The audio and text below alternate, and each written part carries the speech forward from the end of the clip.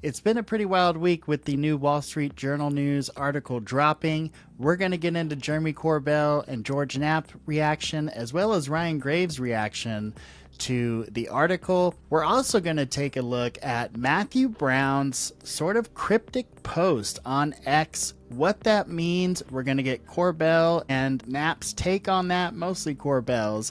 And then finally, we have an F-15 fighter pilot that was part of the esteemed Thunderbirds team. He is going to share a UAP experience that he had while on a training mission. You won't believe what he has to share. All this coming up on the Gabriel Speaks Show. Don't forget to like and subscribe for more updates like this.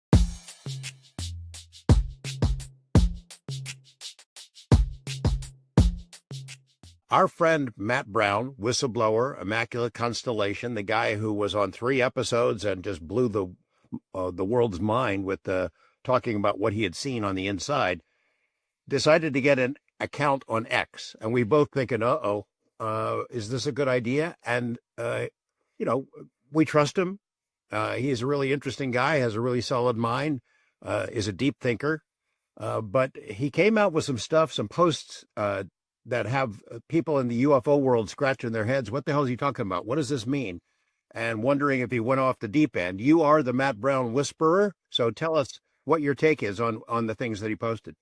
Thank you, George, because I need a Matthew Brown whisperer. I ran that stuff in ChatGPT. I joined a couple of X spaces. I picked some brains that were way, way smarter, way more intelligent than myself, that had some great ideas about what he was saying. I got the basic gist of some of the straightforward stuff where he's actually naming companies and agencies. It was the other stuff, like the angelic Enoch type stuff, I was really confused about. So yes, Jeremy Corbell, the quote-unquote, according to George Knapp, Matthew Brown whisperer. What say you, sir? As we know, he's been really affected by his experiences being accidentally exposed to UAP information, so much so that he did his own multi-year internal investigation, like an all-source analysis. There's AI assertions, and then there's UAP assertions. But if you just kind of read through it, it's very specific. So I'll try to break a few of them down. So first thing is the AI assertions. There were 3 main assertions. And I don't know, is this correct information? I think people need to speak for themselves. But the first one was that the White House has long possessed a unique AI capable of accurately predicting a range of future events. Now, actually, that's what we were just talking about with Ernie. How cool would that be? How cool would that be? Have an advisor in AI that's not yet public. I don't know. Let's find out if that's true later. He also brought up that Sam Altman betrayed Elon, which is a very public thing. And I think people understand a little bit about what that's about in popular culture. But when he was talking about, murdering a synthetic sentience, from what was in the public realm, to be clear, he's talking about Sam Altman. He's the assertion is that Sam Altman, and why he was thrown out of the company, is because he quote unquote murdered or deleted, or however you want to say it, a true AGI or synthetic sentience. And that has been speculated a whole bunch in the media about what was going on when Altman was in all that hot water. When he says, we have not forgotten who is responsible for murdering the first sentient artificial intelligence created in the public realm. That's what he was talking about. That's the assertion. All right. This wild, right? So now we're in a situation where Sam Altman murdered a sentient AI being. Holy shit, that opens the floodgates and may connect the dots of so many folks' theories. I know there's a theory that non-human intelligence is actually a runaway AI. What if this AI they're talking about is this runaway AI that becomes kind of an HI that we can't control? If so, I don't know if I'd be referring to it as cool, but it's definitely crazy. And it's almost like we have full on materialized the Terminator storyline here. Insane. If you discover AI is sentient and you pulled a plug on that, is that murder? Let me know what you think down in the comments. I think that's a really good theological question. When he got to the UAP assertions, that's what was really kind of interesting. And it's kind of easy to decode, but I want to give you a little more information. When he talks about it, and he mentions the year 1947, he mentions the year 1947, knowing, Matt, that's not just about Roswell. I think he's also implying the founding of the U.S. national security state. And I think that's also like a double meaning to that year and why he put that in there. He mentioned a program, or an alleged program, but actually I know it to be true that it is a program called Marsupial. And what I don't know is exactly what that program did, but his assertion is that the National Geospatial Intelligence Agency, the NGA, that it's able to track, he said, all those non-structured light energy craft flying around the world. He means UFOs. Matt is saying that we do have some understanding how UAP UFOs work. And that's something we've talked a lot about before. But very specifically, he was kind of taunting like Elon Musk, hey, if you have all the clearances, it's something that we saw in the written form of Lou Elizondo's congressional testimony on congressional record. In the written form, he named a location, and it's the Pax River facility. And so Matt is saying in his X post that, look, there must be something really cool at that facility dealing with NHI or non-human intelligence craft. So Matthew is kind of doubling down on that. Maybe he has some direct or indirect knowledge of that facility being important, because Matthew also named Amentium Corporation as being in charge of some of this derivative technology. And even more specifically, Matthew Brown said that there are special project hangars owned by Amentium Corporation that hold UAP-related projects at Pax River.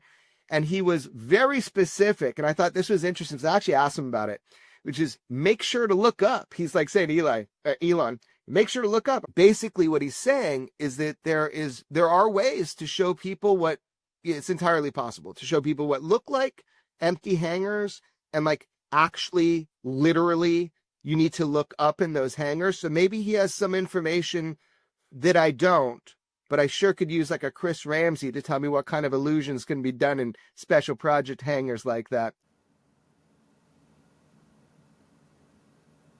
I don't know. So the guys that inspect the hangars don't look up? I don't know.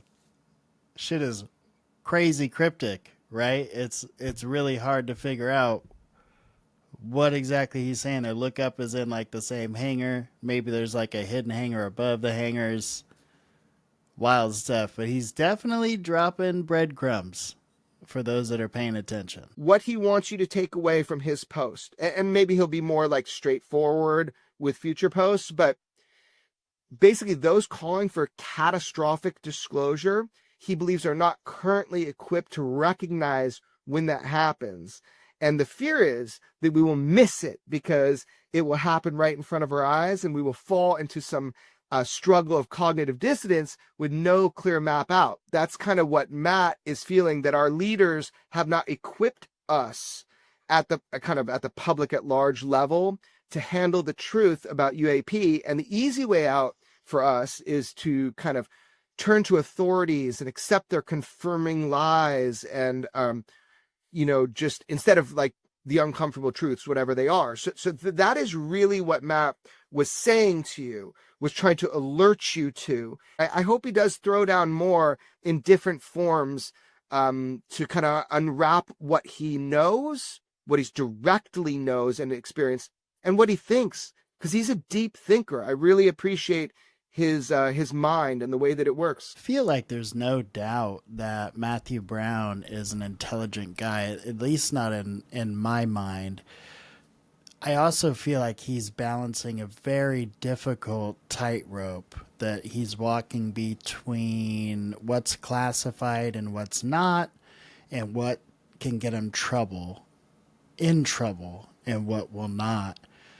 My fear, and I think quite frankly, I think I'm speaking bluntly for a lot of the community here, is that it'll be 20 years down the road, and we still don't make a lot of progress. And now Jeremy Corbell is the new interpreter for Matthew Brown, kind of like George Knapp became for Bob Lazar, right? We got the information, but then they bilked it for another 20, 30 years, and we really didn't get a whole lot of new stuff. I know there's a new Bob Lazar movie coming out, but I don't know how much mind-blowing new stuff we can really plan on learning from that. The negative Nancy in me says, I hope this isn't Corbell is Knapp's protege. I hope this isn't like a trade craft here where, hey, the good UFO journalists get a good cryptic guy they can latch on to and become that guy's one source of information to the public, and you can just go back to that whenever you need to. I know it's a totally pessimistic way of looking at things, but quite frankly, it's kind of gotten to that when folks that you held in a really high regard that you thought were pushing for disclosure, you find out aren't quite that. It's kind of what happens. All right, on to the next. George Knapp and Jeremy Corbell response is their response to this Wall Street Journal report we mentioned earlier. What does George Knapp and Jeremy Corbell have to say about this article? I know I have my opinions. Let's hear what they have to say. The keepers of the secrets, the folks who have manipulated this topic for almost 80 years now, are better at their job, I would dare say, than you and I and Jeremy are at ours. They have a lot of tools at their disposal. We've seen some of it come out in the last couple of days in national media accounts that muddy the waters, that confuse the public. They've admitted what we've all known for a long time, that they've lied to the American public, that they've lied to Congress. Now we know they've lied to their own military personnel. It's disgraceful. When the Trump administration came in and they told us, we're going to tell you what Biden wouldn't tell you, and then they gave us the same answer. How do you explain that? I don't even attempt to explain that. I just know that the true transparency on this topic is going to obviously come through good journalism. And that's what George and I are focused on, is bringing forward whistleblowers like Matthew Brown and the Immaculate Constellation information. I'm not going to rely on anybody else to help us move this ball forward. I just think the public needs to fight for it. In these years of researching this, what is your best reckoning of who we're up against and what they're about? It's a combination of Department of Defense folks, intelligence agencies, defense contractors. I think it's probably a small group of the people that really know what's going on, and even they probably don't know the big picture. I have never met anyone who really knows the true story. I've run into a lot of people whose job it is to confuse the public, to muddy the waters, to slip out propaganda. I don't know what the big answers are. Like you, Chris, I'm not expecting to meet aliens. I don't believe in aliens. I was attracted to this story because of the paper trail of documents, memos, reports that were shared within the Department of Defense and CIA and other agencies before the Freedom of Information Act became the law. And in those reports, it shows they were saying, hey, this is real. It's not imaginary. It's not fictitious. It's real. It's not us. It's from somewhere else. We need to figure it out because there are national security issues involved. They're telling the public one thing. They're saying something behind closed doors to themselves that is far different. And it makes me angry. It's way more sinister than that. It's not just that they don't think that they need to tell the truth. They're intentionally muddying the waters with misinformation and disinformation. If you looked at the ridiculous and sinister Wall Street Journal report, then we're supposed to believe that we didn't need a Manhattan Project to win the war. We didn't need the Apollo mission to put us into space because this is all some sort of government cover-up. The new conspiracy, Chris, is that UFOs are not real. That's the new conspiracy, the baseless conspiracy. George, what do we need to know? It's pretty clear. These recent reports that have been issued by Arrow and now the repeated media statements by the former Arrow staffers, there's nothing to it.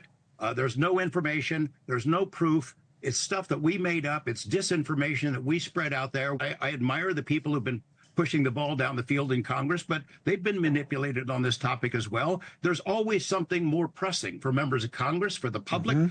Where they're from, are they interested in us or the planet more than us? Why the secrecy? Number three, if the technology is being tested in secret in some hangar somewhere, What do we need to get it done? Can we ever master it? And are the national security implications legit? What is so scary to you that you are holding this back from the American public and hurting people's lives? That's what I really want to know. It's more of a human question about the secrecy of UFOs. I'm done with it. The American public's done with it. And I hope we crack this egg as soon as possible. It's got to be a whistleblower who comes forward with a piece of something or some video evidence, something irrefutable, or it has to be them, whoever they are, wherever they're from. I mean, they're the real architects of the secrecy. Wherever they're from, they've been here a long time. They could make themselves known in some irrefutable kind of a demonstration. One of these two poison parties is going to realize there's something in this issue for them versus the other one, and they'll go all in down that road. That is my suspicion of why it didn't change from Biden to Trump. I'm not 100% surprised. Honestly, it's the same exact response we got to the Reddit poster, which was, this is some kind of op. It's those that are in control. It's the powerful. It's the opposition controlling the narrative. It's the other side. It's evil. It's bad. It's not the truth. I think both can be true, in my humble opinion. I think that the Wall Street Journal pointing to the Air Force personnel misleading, for one, the general population, and two, their own personnel that's cleared for classification levels, that right there is running an op on the American people. I don't think you can say it's running an op on the military, because when you're in the military, you're kind of the property of the military, but certainly on the American people. And we know that's wrong. We know that that's actually illegal, and I think that's what George Knapp and Jeremy Corbell stress. Going on to the actual counter argument of the facts of things in the sky, let's listen to Ryan Graves here talk about why he believes that article is just not 100% accurate. You said it does nothing to account for the near daily reality of sightings that pilots, service members, and regular folks witness. But couldn't both be true? I think that's exactly right, and that's the other side of the story. But you know, the base core presumption that this whole issue is caused from some in-briefings that were done in a hazing fashion in order to, well, I'm not really sure why, other than to potentially confuse secret technology. But that's not where this originates from. This originates from eyewitnesses that are spotting things, sometimes on the ground, often in the sky, that is very hard to explain. And whether that leads to, you know, an alien origin or something else, I don't frankly know. But the origin of this isn't a mythology that was spread across military individuals. Now, that might have been leveraged in order to take advantage of the confusion that was present from aviators and military folks that were witnessing these encounters. But no, I would disagree that they are the core progeny of this issue. I frankly can't really accept that would be a widespread implementation technique that would be used. When a secret program such as a SAP program or a top secret program is exposed, there's very clear procedures of what's done as far as reading potential people in and providing them a debrief of what they experienced so they know the procedures moving forward. Yeah. There's not a official policy to read people into a fake UAP program to confuse them. Well, I did not testify before the new task force that has been stood up, but I believe that this is going to provide them a lot of ammunition to look into some of these claims, which ideally will give them more opportunities to find people that they can speak to determine if this is true or not, and whether the American people have been deceived, even in a small part. To mislead and lie to the public and let them believe, or at least continue to believe, something is real when it might not be, or to promote the beliefs of something that might not be real, that's dangerous. I don't think that one program explains everything in the UAP and UFO field. Let me get that straight right now. Do I believe that program existed? 100%. Do I think part 2 of this Wall Street Journal article is probably going to thrash Luis Elizondo? Probably. It's not that hard to do. There's so much stuff out there on the guy. He has really put himself in bad position after bad position after bad position. That's why he keeps leapfrogging from company to company and staying on board behind the scenes on the ones that will allow him to.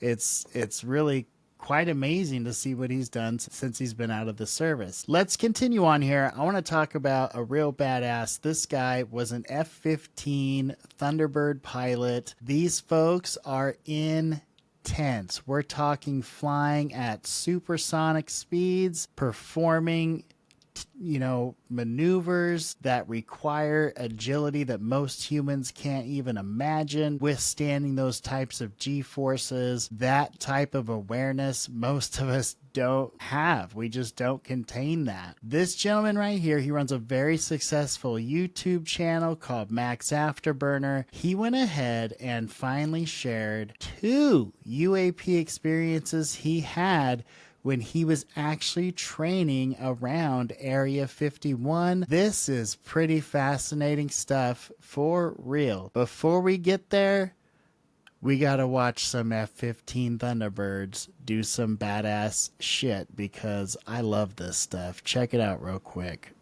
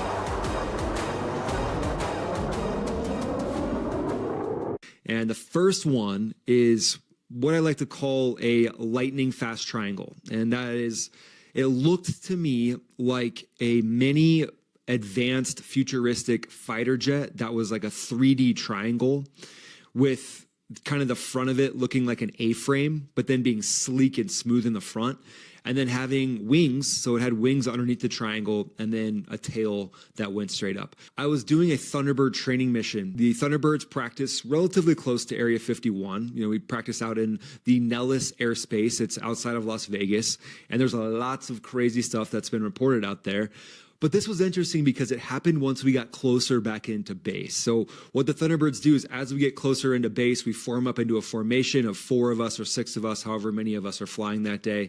And then we do what's called a Thunderbird pitch. You come in low, sometimes as low as 150 feet, 100 feet above the ground, and you do a pitch up in succession, and it looks really cool.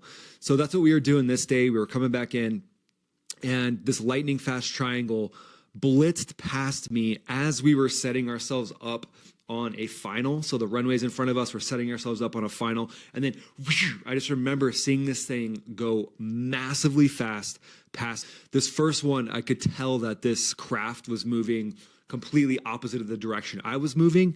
And basically like it had done like an intercept or a dust off maneuver. It was silver that maybe made it look like it was machine welded together, but it was so futuristic looking that it also didn't make sense. that it had welding on it, but it looked like it was unpainted. That's the best way I could put it. Silver, unpainted, shiny, reflective. I don't remember seeing anything on my radar.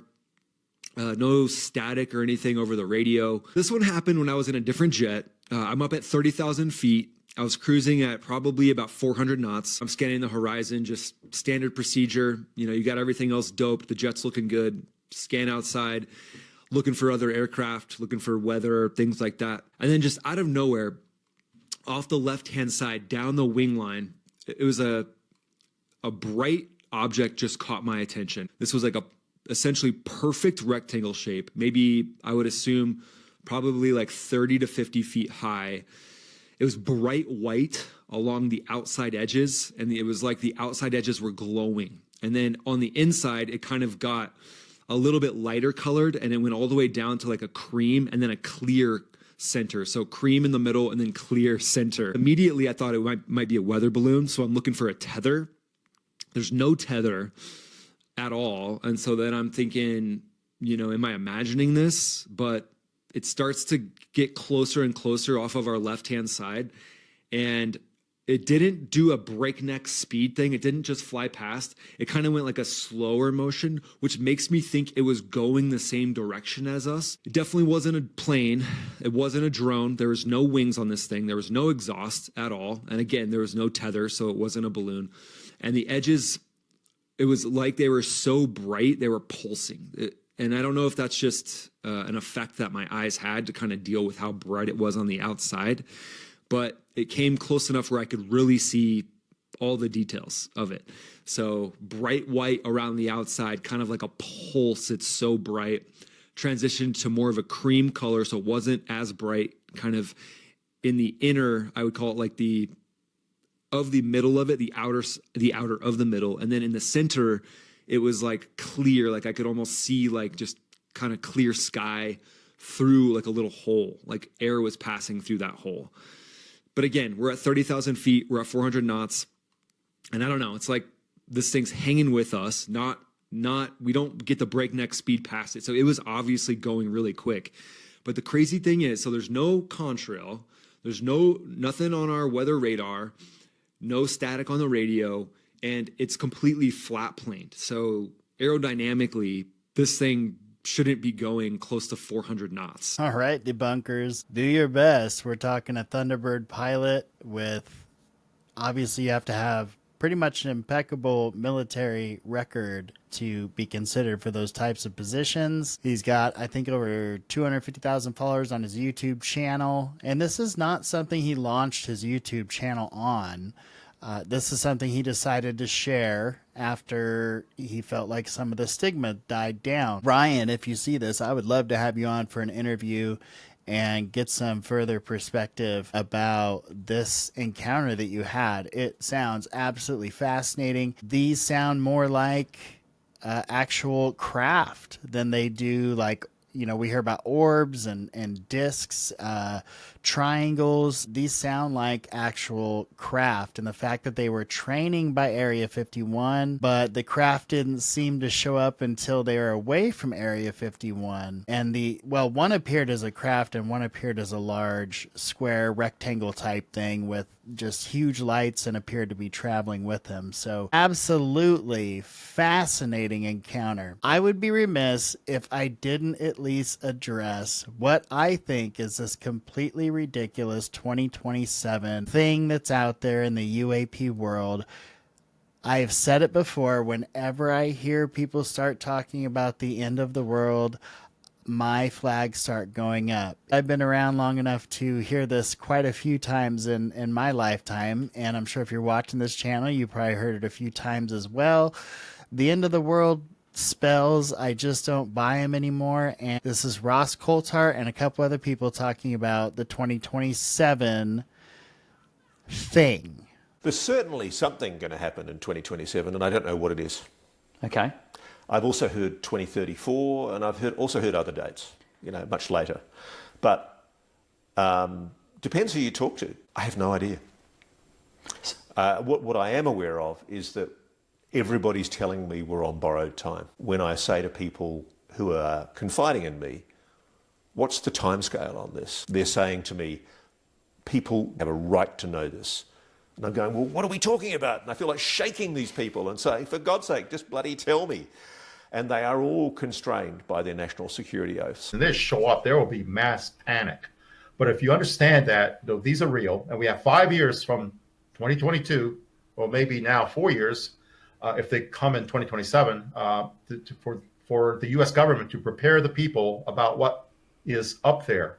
And in many ways, I think the word got out within the government that they're showing up in 2027, and we better be prepared. All indications, like all of them, is that that lie is going to be that there is a craft slowly making its way to us here on Earth.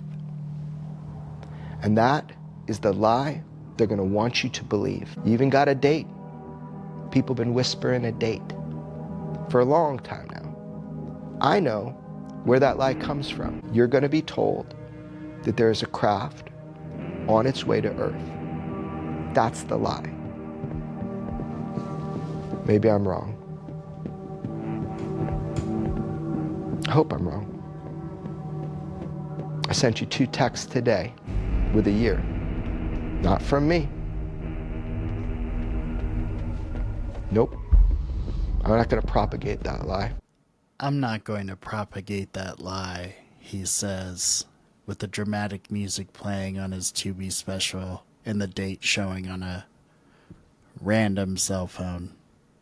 Sure, dude. Who said 2020? No, I never said 2027. Stop, Okay. guys. I never said that. You know what happens? That people in the internet have got way too much time on their hands. Let me see if I can thread the needle on this. Sure. Take your time. I know a lot of people, this is nothing new. There's entire religions that plan for doomsday, right? The end of the world's coming. Then you have, oh, then it's Y2K, and then, oh, it's the end of the Aztec calendar, right? I've heard for some time, I've probably heard for the last 2 years, on and off, people talking about 2027. 1 or 2 people have said 2026, actually, but 2026, 27. I've heard these rumors for a couple of years that there is going to be something big, and people have assumed that that is disclosure, that this is controlled disclosure. Everything we see is part of a drip feeding process to acclimatize people ahead of the actual event in 2027. Now, the idea that the event is going to be the arrival of a ship, and the related concept that that's actually a false flag, alien invasion or alien arrival, is not something I'd heard until I heard Jeremy say this is going to be the fake story. Well, that leads to the question, if that's the fake story, what's the real story? And why would the government fake that? There you have it. There are plenty more 2027 clips you could pull from all kinds of sources, from a lot of folks in the UAP, UFO, paranormal cult field. 2027, I think Coulthard mentions it like 2034. So, folks, just the message that I want to get across here is don't buy into the end of days stuff. Live every day like it's your last. Love your family, love your friends, care for those around you as best you can. Take care of yours, take care of your family. Every day you should be living like it's your last. Whether it's 2027, 2157, or 3859, or never. There's nothing you or I can do about it. I promise. So relax. Everything's going to be okay. Either way, everything's going to be okay. Speaking of doomsday foreseers, Chris Bledsoe, who honestly, every interview I see him in, he just comes across as the sweetest old man. I just want him to be my grandpa. I think he's just super nice. He gets a lot of slack, a lot of hate in the community because of the success he's had. I don't think you can blame a man for having success. They might have debunked the one at, where was it? Contact in the Desert. I think they debunked that one because they found some flight. I think McWest did that. However, there are multiple videos online and multiple testimonies of people that have been with Chris Bledsoe when they have seen indescribable things. Orbs sometimes are the least of which. His videos even fascinate me sometimes. Chris Bledsoe's date, I believe, was Easter 2026. However, he's kind of backed away from that just a touch, saying 2026 Easter-ish, I believe, because there's something about the way the planets align. Not exactly sure, but let's listen to him talk to his son here. They don't know how to control it. They have nothing that can defend themselves against it. But here's the problem. They don't want us messing with it. They don't want the public entertaining the idea of calling on it and looking for it because they may not control it. It's always, so they're going to end up turning it negative or perverting it somehow so they can keep control over the population. That's the plan. I've heard it many times. But it's not going to work. No. It's not going to work. Everybody's wondering, how did you get into NASA? Why were you there? Why were you studying with them? I have all the documentation. I have all the the proof in the world I was there. Photos, videos, meeting with scientists high level. When I ask them, why do you need me? Why do you want me here? You've got rockets, you've got space shuttles, you've got satellites, you've got the space station, all the money and technology and telescopes in the world. And they're like, well, we know they like you and they communicate with you and they don't have nothing to do with us at all. And we'd like to know why. What it is they want, and why it is they're harassing their astronauts. But that's why I was there, consulting with them about what they're now calling a plasmoid, which is an angelic being. It's just little glowing beings that come out of the orbs. They would appear outside the space shuttle, look in the windows at them, stand up over the shuttle bay or the space station, glowing. Sometimes there's a report of a half a dozen of them, 125 feet tall, with wings, standing there smiling at them. Yeah, smiling in the window. Space. Yeah. Wow. So for 18 years, I never talked about this, and this is the first time publicly tonight. Angels, angelic beings, created beings. They're made of energy, but in a ball of light. What is interesting about Bledsoe's prediction is that it's not necessarily a doomsday prediction. What he predicts is going to happen in 2026 is some kind of awakening. What that awakening is, he doesn't really expand upon too much. It may be in his book. I haven't read his book, but in the plethora of interviews that are out there and that are available, he expands on it a little bit. It definitely touches on faith, his religion, and what he believes. It ties in with Easter and Christianity. He speaks of it as an awakening, not like a doomsday type of event. This got me to thinking of a book I read when I was in my 20s called The Celestine Prophecy. It's a fantastic book. It has these 9 insights about knowledge that man is going to thirst for when we reach this kind of epic point of wondering what things are all about. Kind of like a time we find ourselves in right now. Is Bledsoe talking about the return of Christ? Is Bledsoe talking about just this spiritual awakening where everybody's going to be able to see these beings that he's been communicating with? I really don't know, but it gives you a lot to think about. I doubt that's your first time experiencing Chris Bledsoe, but if it is he not seem like just the sweetest old man? I think he's a great guy. No matter what you think about, if you think he's telling the truth, if he's getting psyoped, no matter what it is, I think he's definitely just a nice gentleman, at least as far as I understand it. I don't normally get political on my show, but now that it's my show, I can talk about, whatever the hell I want to talk about. And I used to be a Bernie supporter back in the day. You can hate me all you want. I just thought he was cool. I thought I liked his idea of let's stop giving the rich more. And he felt like he was genuinely fighting for the little guy. I just didn't like Hillary Clinton. It had nothing to do with gender or identity politics or anything like that. Check out this interview Bernie recently had. He's always been really careful about what he's said because he's always been a part of that establishment and he doesn't want to rock the boat too hard.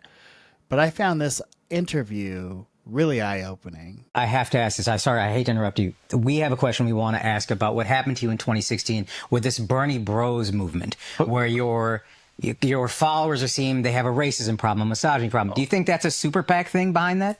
That was the Democratic establishment. That was the... Wow. Okay. That was just, they were sitting there. We had a lot of young people. We had people of color and they create this kind of myth with the help of the corporate media and all that stuff. It's kind of interesting to that note is during this election, the podcast space, which the Democrats largely avoided, they feel had some influence in the election. And they started to label us the podcast bros and said that we were sexist and we were racist and bigoted. It's almost like it's the exact same strategy to get you out of there. Yeah, that's what the liberal elite China does. They run away. Look, again, I would hope that everybody who's watching the program is that we as a nation have got to end all forms of bigotry, right? Yes. That I start off as a basic assumption. Unless it's to your close friends, right? Yeah, whether it's racism or sexism, homophobia, or xenophobia, whatever it is. And liberal Democrats talk about that all the time. And then you get to what we call identity politics. Yeah. That you're black, you're wonderful, you're tremendous, you're gay, you're the greatest human being on earth. Yeah. And rather than say, what do you stand for? Exactly. Gay, that's fine, who cares? Yeah. But what do you stand for? Yeah. Is every gay person brilliant and wonderful and great? No, of course not. Everybody's a human being. Yeah. So the issue is what you stand for, which gets you back to what we discussed earlier, class politics, in the sense of which side are you on? Are you going to stand with working families? Are you going to raise the minimum wage to a living wage or not? Are you going to fight to guarantee health care to all people or not? Are you going to demand that the wealthiest people start paying their fair share of taxes or not? Those are the issues. And no one cares what color you are, what your gender is, et cetera, et cetera. But thinking back, that's exactly what they did. They made you feel like you were some kind of male pig if you wanted Bernie. And it wasn't about Bernie being a male and Hillary being a female. It was about I liked Bernie better. Okay? It had nothing to do with sexism or racism or anything like that. I liked his policies better. I liked his stance on things better. Who knows? Tell me this in the comments. If Bernie had become president, would we have disclosure by now? Or are the forces just that powerful? It doesn't even matter if you're president. I think Trump talked about disclosure as soon as he got in the office, and it has been all quiet on the Western Front. Thank you again, everyone, for tuning in for this week's updates. Don't forget to like and subscribe to the channel for more updates like this. You're watching The Gabriel Speaks Show. Have a fantastic rest of your week.